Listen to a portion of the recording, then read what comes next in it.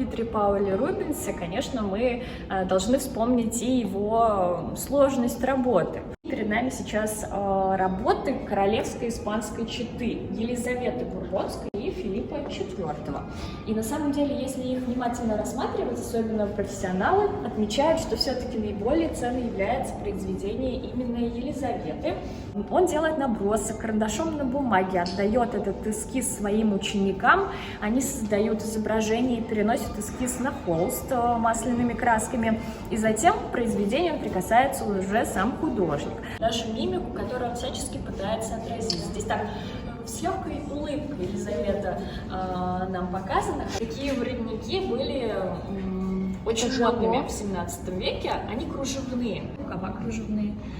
К 16 годам девушки, которые создавали такие кружева, к сожалению, слепли. Ярко-габсбургское лицо, светлая кожа, длинный прямой нос, массивный нижний подбородок. Обращаю ваше внимание на его левый глаз.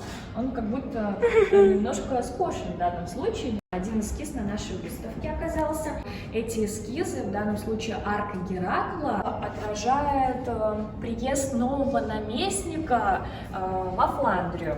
Когда Изабелла Инфанта уходит из жизни, приезжает во Фландрию ее брат, инфант Фердинанд. Поэтому здесь вот так напролетом в верхней части арки мы заметим аллегорическую картину.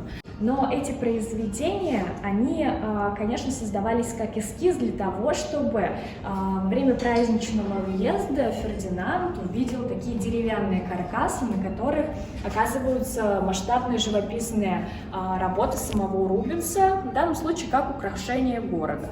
Очень сложным путем попала в наши залы, через подъезд другого музея Хейзене. Даже искусство, мы должны понимать, что, конечно, оно бывает абсолютно разным.